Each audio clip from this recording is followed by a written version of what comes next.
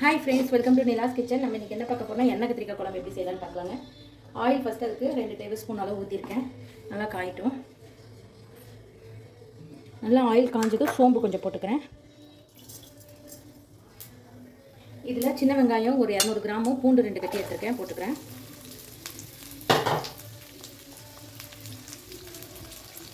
நல்லா வதங்கணுங்க. இப்போ இது கூடவே கசகசா ஒரு டேபிள் ஸ்பூன் அளவு போடுறேன்.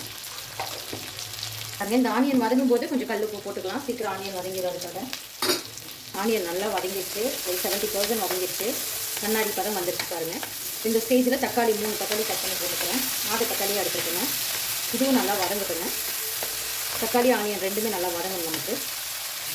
இப்போ கருவேப்பிலை ஒரு கை அளவு போட்டுக்கிறேன். நல்லா வதக்கிறதுக்கு ஒரு 2 நிமிஷம் வதங்கிட்டு கருவேப்பிலை போட்டு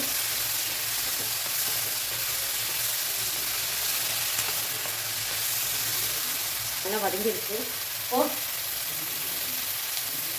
குழம்புத்தூள் ஒரு 3 டேபிள் ஸ்பூன் அளவு போட்டுக்கிறேன். இது கூடவே கறி மசாலா தூள் ஒரு 1 ஸ்பூன் அளவு போட்டுக்கிறேங்க. போட்டு நல்லா வதக்கலாம். இதோட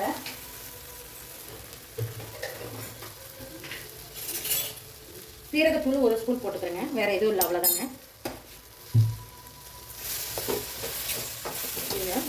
நல்லா வதக்கலாம். இது கூடவே ஒரு சின்ன நெல்லிக்காய் சைஸ் அளவு புளி போட்டுக்கிறேன்.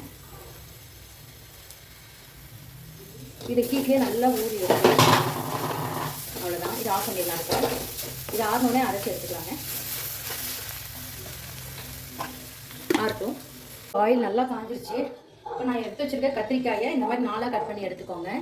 கீரி கோம்போடு இப்படி எடுத்துக்கணும். போட்டுக்கிறேன்.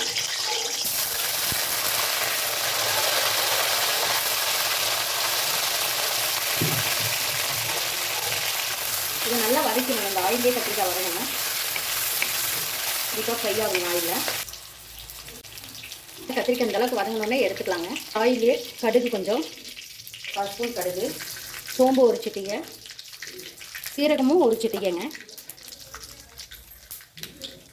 பாருங்கள், சோம்பு சீரகம் எல்லாம் பொரிஞ்சிருச்சு, கடுகு நல்லா வெடிச்சிருச்சு. இப்போ நான் சின்ன வெங்காயம் ஒரு 2 வெங்காயத்தை கட் பண்ணியிருக்கேன், போட்டுக்கிறேன். கூடவே கருவேப்பிலை நல்லா வதக்கலாம்.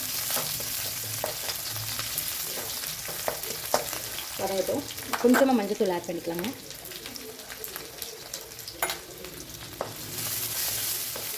ஆல்ரெடி நம்ம உப்பு போட்டு தான் அந்த மசாலா அரைச்சி வச்சுருக்கோங்க. அதனால் இப்போ எதுவும் உப்பெல்லாம் ஆட் பண்ண வேணாம். நம்ம பார்த்துட்டு வேணால் ஆட் பண்ணிக்கலாம்.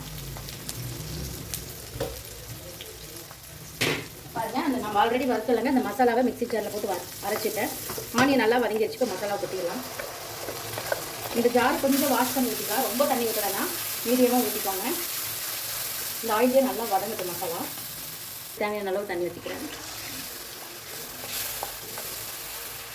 பண்ணிக்கலாம். இன்னும் கொஞ்சம் தேவையான ஊற்றிக்கலாங்க. இந்த ஸ்டேஜில் உப்பு செக் பண்ணிக்கோங்க. நான் செக் பண்ணிவிட்டேன், கொஞ்சம் பத்தல, அதனால் ஆட் பண்ணிக்கிறேன்.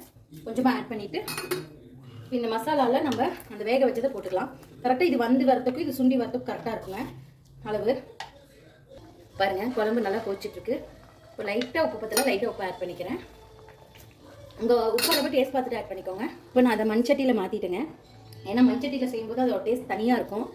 நல்லா ஊறிச்சுன்னா அவ்வளோ டேஸ்ட்டாக இருக்குங்க. அதுக்காக நான் மண்சட்டியில் மாற்றிட்டேன்.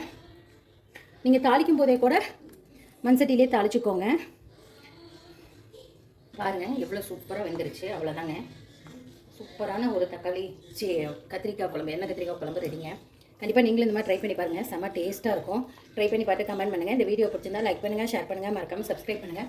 இன்ஸ்டாகிராம் பேஜையும் ஃபேஸ்புக் பேஜையும் ஃபாலோ பண்ணிக்கோங்க. தேங்க்யூ ஸோ மச் ஃபார் வாட்சிங். பாய். சூப்பரான ஒரு எண்ணெய் கத்திரிக்காய் குழம்பு ரெடி.